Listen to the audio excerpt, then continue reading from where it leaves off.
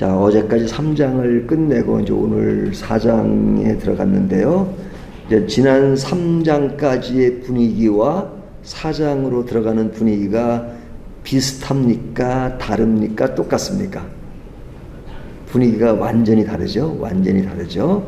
1장부터 3장까지는 좀 현실적이고, 그리고 뭔가 우리의 실생활에서 겪을 수 있는 그런 분위기잖아요. 왜? 7교회의 이야기인데 그것은 지상에 있는 교회의 모습들을 이야기하니까 뭐 익숙한 그런 것입니다. 시대적으로 차이는 있지만 그러나 오늘날 교회나 옛날 교회나 이 지상에서 이루어지는 교회의 모습은 사실은 비슷합니다. 그래서 이 지상의 교회는 완전하지 못하기 때문에 칭찬도 있고 책망도 있고 또 잘하는 것도 있고 못하는 거 있고 그런 모습을 지니고 있죠. 하지만 이제 오늘 분위기가 다른 것은 왜 다르냐? 우리가 겪는 삶의 현장의 이야기가 아니라 이제 지상의 이야기 아니라 이것이 쭉 올라가서 천상의 이야기입니다. 그러니까 천상의 교회의 모습이에요. 천상의 교회의 모습. 그러니까 1장은 우리가 겪는 삶의 터전에서 느끼는 것이라면 이제는 우리가 경험할 수 없는 그리고 미래에 경험해야 하는 그런 천상의 교회의 모습입니다. 그래서 이 교회의 모습을 4장과 5장에서 이야기합니다. 제가 처음 요한계시록을 이야기할 때 요한계시록은 이제 하나의 완성된 것들이 두 번째로 가면 업그레이드 되는, 그래서 그것이 전체 이야기를 한다. 그러니까 나선형 모양의 내용으로 증가된다 말씀을 드렸잖아요. 그러니까 3장까지 지상의 모습의 교회라면 좀 업그레이드는 이제 4, 5장은 천상의 교회의 모습을 이야기하는 겁니다. 그래서 천상의 모습이기 때문에 우리에게 그런 표현되는 그것이 상징적으로 또 비유적으로 이야기하니까 굉장히 어렵게 느껴집니다. 하지만 뭐 내용을 들여다보면 꼭 어려운 것만은 아니죠. 자, 그 내용을 하나하나 살펴본다면요, 천상의 하늘로 올라가서 보는 이야기가 4장 1절에 오면 이 일 후에 내가 보니 하늘에 열린 문이 있는데 내가 들은 바 처음에 내게 말하던 나팔 소리 같은 그 음성이 이르되 이리로 올라오라, 이후에 마땅히 일어날 일을 내가 내게 보이리라 하시더라. 하시면서 보여주는 그 내용이 천상의 교회입니다. 그러니까 천상의 교회에서 이루어지는 하늘나라의 예배의 현장, 이것을 보여주는 것입니다.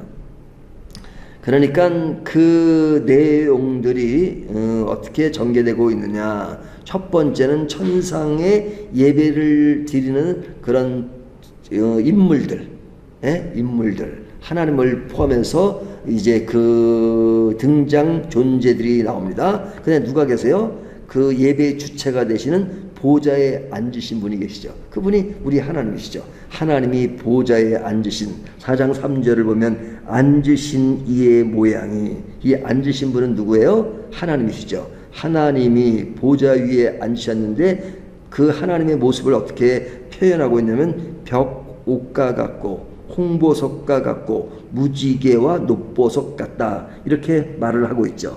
거기에 보면 그런 모습으로 표현되고 있죠. 3절 앉으신 이의 모양이 벽옥과 홍보석 같고 또 무지개가 있어 보좌에 들렸는데 그 모양이 놋보석 같더라. 그러니까 여기서 조심해야 될 것은 같더라는 겁니다. 그러니까 상징적으로 쓰여진 것이 뭐 하나님이 이렇게 진짜 이런 모습은 아닌 거죠. 그렇게 같더라. 그러니까 상징적으로 우리들이 이해할 수 있는 언어로서 하나님을 묘사하는 것입니다. 그렇기 때문에 굉장히 상징성이 있는 거죠. 벽옥이라고 하는 것은 하나님의 거룩함과 영광을 상징하고요, 홍보석은 하나님의 공의와 심판을 상징하고, 무지개와 녹보석은 하나님의 언약과 신실함과 자비에 대한 상징성입니다. 자, 이 모습은 하나님의 위엄과 아름다움을 상징하죠. 위엄이 있으시고 아름다우신 분, 그 아름다우신 분이라는 것은 우리가 느끼는 어떤 예쁜 그런 수준을 넘는 하나님의 그 위대하신 하나님의 크심을 이야기하는 것이죠. 그러니까 예배의 중심은 누구신 거예요? 하나님 아버지, 보좌에 앉으신 그이 하나님이시죠. 하나님이 우리 예배의 대상이시죠. 그리고 주체시죠. 그래서 하늘나라의 예배나 오늘날 예배나 사실은 우리가 오늘날 예배 때 하나님이 보이지 않지만 그 하나님을 예배하는 것은 똑같은 것이죠. 그러면 예배의 주체이신 하나님이 계신다면 예배를 드리는 성도가 있잖아요. 그렇죠? 우리 사람의 모습이 있잖아요. 여기도 마찬가지입니다. 여기는 무엇이 있느냐? 4절을 보면 또 보좌에 둘려 24 보좌들이 있고 그 보좌들 위에 24 장로들이 흰옷을 입고 머리에 금관을 쓰고 앉았더라. 그냥 교회에 성도가 있듯이 저 하늘나라에도 성도가 있는 것이죠. 그래서 그 성도를 어떻게 보면 24 보좌와 24 장로로 표현하고 있죠. 그들이 큰 면류관을 쓰고 앉았더라 그러죠. 여기 24 장로는 무엇을 상징하냐면 구약의 12지파와 신약의 12사도를 대표하는 언약 백성 전체를 상징하는 것입니다. 그러니까 신약의 구약의 지파, 신약의 12사도를 대표하는 언약 백성의 전체를 상징하니까 천상에서 모든 성도들이 이제 그것에 갔을 때 드리는 예배를 생각하게 하죠. 그들은 흰 옷을 입었고 흰 옷은 의와 성결, 금 면류관은 승리와 영광을 나타나죠. 그러니까 이곳에 모인 성도들이 예배드리는 것은 완전해요. 여기는 책망할 것이 없어요. 예? 뭐 칭찬 그 자체예요. 왜? 완벽한 것이고 죄가 없는 것이고 그래서 그런 성도들이 완벽한 예배, 아주 부족함이 없는 예배, 그리고 온전한 예배를 드리고 있는 겁니다. 그리고 이야기하는 것이 4장 6절을 보면 보좌 앞에 수종과 같은 유리 바다가 있고 보좌 가운데와 보좌 주위에 4 생물이 있는데 앞뒤에 눈들이 가득하더라. 예. 지금 제가 볼 때는 지금 여러분의 눈들이 가득하잖아요. 저는 잘 보고 계시잖아요. 저를 보고 계시고 제가 이렇게 뵙고 계시잖아요. 근데 여기 보면 4 생물이 있는데 여기 나오는 생물은 사자, 송아지, 사람, 독수리를 이야기하고 있죠. 실제로 사자, 송아지, 사람, 독수리가 아니죠. 이것은 상징적으로 이야기하는 것이죠. 사자는 뭐예요? 용맹스러운 것, 예? 왕권과 같은 권위, 이것을 이야기하죠. 송아지는 헌신과 희생과 재물을 이야기하고요. 사람은 지혜와 인성, 총명을 이야기하고 독수리는 비상과 통찰력 뭐 이런 것들을 상징하는 거죠. 그러니까 거기에 모인 천상의 성도들이 이제는 그런 세상의 모든 부족함들을 다 극복하고 이곳에서 예배 드리는 것은 완전한 예배가 이루어지는 것이죠. 그래서 앞뒤에 가득한 그 눈들, 거기는 통찰력과 하나님의 뜻을 감지하는 능력을 상징합니다. 그래서 이 예배가 온전한 예배가 드려지는 것을 볼 수 있어요. 그래서 예배에 모인 사람들, 또 그것의 주권자이신 하나님, 이 관계가 잘 이루어지면서 예배가 이루어지는 것이죠. 오늘날 예배도 마찬가지입니다. 저희가 이렇게 보이는 사람들이 모이지만 그러나 우리의 예배 주체가 되신 분은 우리가 눈에 뵈지는 않지만 하나님이시고 하나님을 바라보는 우리들의 자세와 모습은 바로 여기에 나오는 그런 사람들의 모습처럼 그렇게 준비되고 그렇게 하나님을 바라보면서 그런 자세를 갖는 것을 요구하고 있죠. 그들의 예배 모습이 어떠냐? 8절을 보면요. 4 생물은 각각 6 날개를 가졌고 그 안과 주변은 눈들이 가득하더라. 그들이 밤낮 쉬지 않고 이르기를 거룩하다 거룩하다 거룩하다 주 하나님 곧 전능하신 이여 전에도 계셨고 이제도 계시고 장차 오실시라 하고. 어떤 분들이 그런 얘기를 해요. 목사님 저한테 그런 질문했어요. 천국에 가면 맨날 예배만 드린다 그러는데 여기 사는 동안 1시간 예배 드리는 것도 힘든데 그냥 천국에 가면 그냥 밤낮 그냥 예배만 드리면 아이고 집에서 어떻게 살아요. 그런데 나 이게 상징적으로 얘기하는 거죠. 그러니까 진짜 그 모습이 어떨지는 몰라요. 하지만 뭐 설령 그렇게 예배 드린다 해도 전혀 지루하지 않고 그 안에서의 기쁨이 온전하겠죠. 근데 그 내용들을 문자 그대로 하면 밤낮 쉼 없는 찬양이죠. 시간의 제약을 초월한 예배입니다. 우리는 시간의 제약을 받잖아요. 예? 저는 보통 현대 교회는 예배 시간이 1시간이고 이제 설교 시간도 30분이 넘어가고 40분, 50분이 되면 슬슬 근질근질 하잖아요. 근데 천상에는 그런 것이 없습니다. 예, 시간을 초월하고 그 다음에 모든 공간을 초월한 그런 모습이죠. 그리고 거기에는 거룩함에 가득 찬 거, 거룩하다, 거룩하다, 거룩하다. 이게 거룩하다를 몇 번 반복해요? 거룩하다, 거룩하다, 거룩하다. 삼중 찬양입니다. 삼중 찬양. 그러니까 하나님의 본질을 높이는 경배죠. 원래 3이라는 숫자는 삼일치 할 때 3은 그런 온전한 숫자로 상징하잖아요. 그러니까 거룩함의 온전함이 찬양되는 그런 모습을 지금 보여줍니다. 그리고 거기에 모인 사람들의 장로들의 반응이 4장 10절을 보면 24 장로들이 보좌에 앉으신 이 앞에 엎드려 세세토록 살아계시는 이에게 경배하고 자기의 간을 보좌 앞에 드리며 이르되 그러죠. 여기에 보면 그 장로들의 반응이 면류관을 벗어 보좌 앞에 드리며 경배하는 그 이야기를 하고 있죠. 이 예배는 하나님의 존재와 창조의 목적을 찬송하는 그 예배로 가득 찬 것입니다. 하나님이 우리를 창조하셨고 그래서 창조된 우리들은 하나님의 뜻대로 지심을 받은 대로 하나님을 찬양하는 모습, 이런 것들을 오늘 보여주고 있죠. 이것이 천상에서 드려지는 그 예배. 그러면 천상에서 드려지는 예배와 오늘날 드려지는 예배의 차이점은 뭡니까?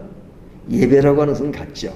하지만 오늘날 드려지는 예배는 시공간적으로 제약이 됐고 그리고 인간이 모인 것이기 때문에 완전하지 못한, 그래서 칭찬이 있고 책망이 있지만 그때는 온전한 예배라고 하면 그 온전한 예배를 오늘날 우리들이 읽을 때는 우리가 지금은 온전하지 않지만 그 온전함이 하나의 모델이 되어서 그 모습을 따라가야 되겠구나 하는 교훈을 주게 되는 거죠.